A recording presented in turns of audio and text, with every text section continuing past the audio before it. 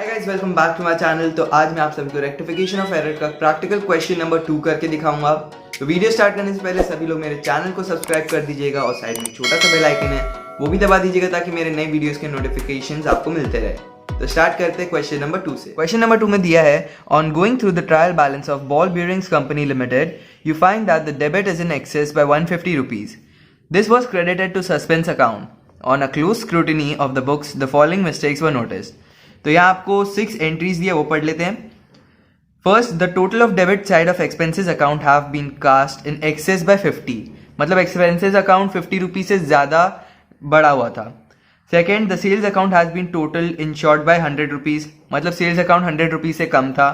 Third, one item of purchase of 25 has been posted from the day book to the ledger as 250. तो यहाँ आपको error दिख रहा है अमाउंट में. Fourth, the sale return of ₹100 from a party has not been posted to that account though the party's account has been credited. Fifth, a cheque of 500 issued to the supplier's account towards his dues has wrongly been debited to the purchases. Sixth, a credit sale of 50 rupees has been credited to the sales and also to the trade receivables account. अब यहां में बोला क्या, you are required to pass necessary journal entries for correcting the above, show how they affect the profits, and third, prepare the suspense account as it would appear in the ledger. तो हमें 3 चीज करना है, journal entries, suspense account बनाना है और ये जो एंट्रीज है कैसे अफेक्ट करेगा प्रॉफिट को वो भी दिखाना है. तो चलिए अब मैं आपको इसको सॉल्व करके दिखाता हूँ. सो फर्स्ट था, the total of debit side of expense account have been cast in excess by 50 rupees. तो इसको कम करने के लिए हम क्रेडिट करेंगे एक्सपेंस अकाउंट को और डेबिट होगा सस्पेंस अकाउंट. सो हमारा एंट्री है suspense account debit to expenses account और ये है ₹50 और नरेशन देंगे being wrong entry now rectified. Second, the sales account has been total insured by 100 rupees. अब सेल्स अकाउंट तो क्रेडिट होता है तो हम क्या करेंगे, suspense account to sales account कर देंगे जिससे कि सेल्स अकाउंट 100 रुपीज से बढ़ जाएगा. सो यहां हमारा एंट्री हो गया number 2, suspense account debit to sales account ₹100 and narration दे देंगे. थर्ड, नंबर 3 दिया है, one item of purchase of 25 has been posted from the day book to the ledger as 250. तो मतलब परचेज के लेजर में आपने सप्लायर के अकाउंट में 250 लिख दिया 25 की जगह. तो यहां आप देख सकते हैं सिर्फ सप्लायर का जो अमाउंट है वो गलत है. तो हमारा एंट्री क्या होगा, सप्लायर डेबिट हो जाएगा डिफरेंस से 250 माइनस 25 दैट इज 225 से, एंड क्रेडिट होगा सस्पेंस अकाउंट क्योंकि परचेज अकाउंट तो सही हुआ है, परचेज की जो लेजर है उसमें सप्लायर का अकाउंट में अमाउंट जो गया वो गलत गया था. तो हमारा यहां एंट्री हो जाएगा supplier account debit to suspense account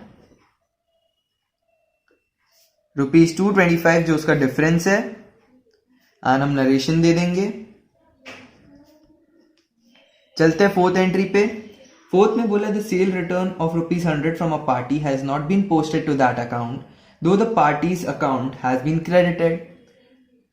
तो सेल रिटर्न का जो एंट्री वो तो पास नहीं हुआ, लेकिन पार्टी का जो अकाउंट है वो हमने पास कर दिया उसका एंट्री. तो हमारा यहाँ एंट्री क्या होगा, sale return to suspense account. तो हमारा नंबर 4 का एंट्री हो गया sale return account debit to suspense account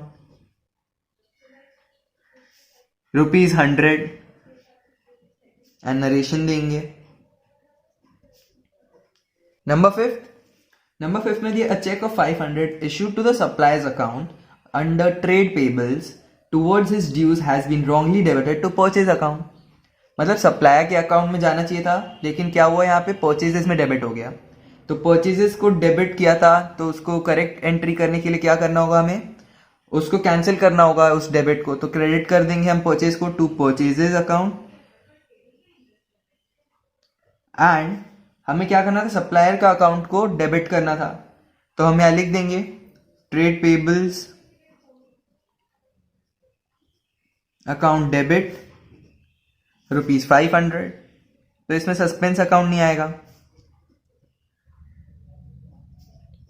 number 6, a credit sale of 50 has been credited to the sales and also to the trade receivables account. So यहाँ पे sales account तो credit होना ही था, लेकिन यहाँ पे ट्रेड रिसीवेबल्स अकाउंट भी credit हो गया, तो हमें उसको कैंसिल करने के लिए डेबिट करना होगा। और राइट एंट्री में भी ट्रेड रिसीवेबल्स डेबिट होता है, तो यहाँ पे जो अमाउंट है 50 वो डबल हो जाएगा। तो हमारा एंट्री क्या होगा, ट्रेड रिसीवेबल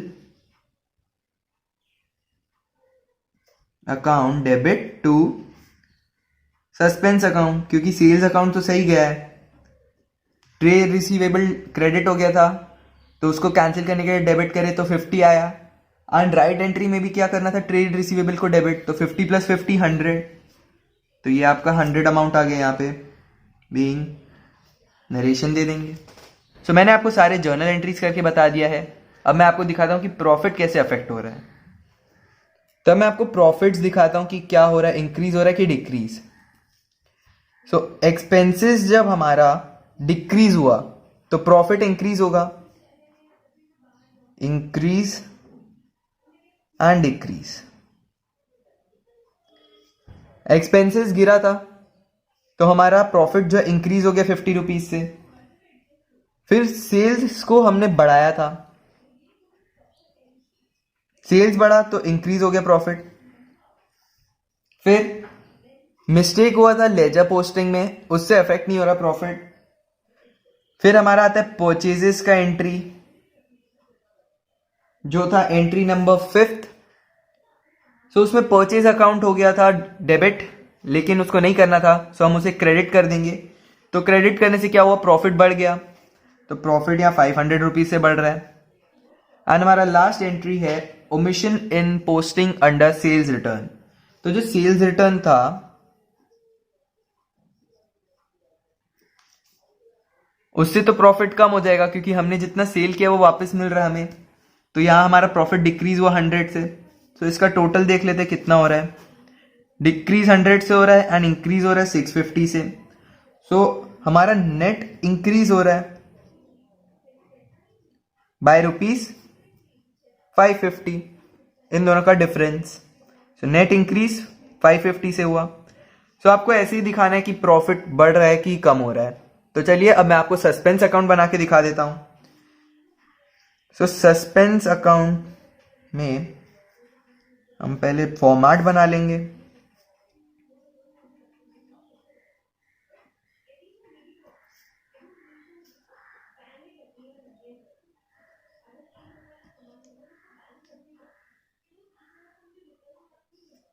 तो हमें डिफरेंस इन ट्रायल बैलेंस कितना दिया था, bye difference in trial balance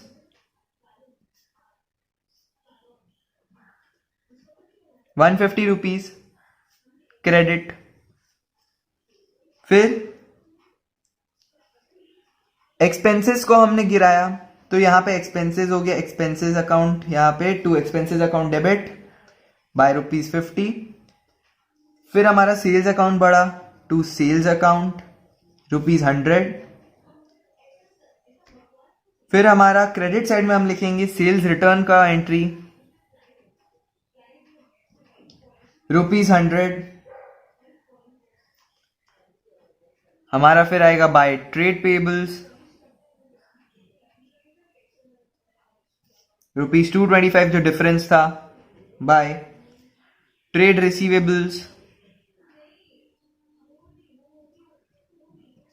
₹100। से टोटल हो रहा है 575 एंड डिफरेंस कितना हो रहा है 425 का। To balance carried down. So ये टू बैलेंस कैरेड डाउन है सस्पेंस अकाउंट का ₹425। सो मैंने आपको तीनों चीज करके दिखा दिया, जर्नल एंट्रीज, प्रॉफिट इंक्रीज हुआ है या decrease, and third suspense account.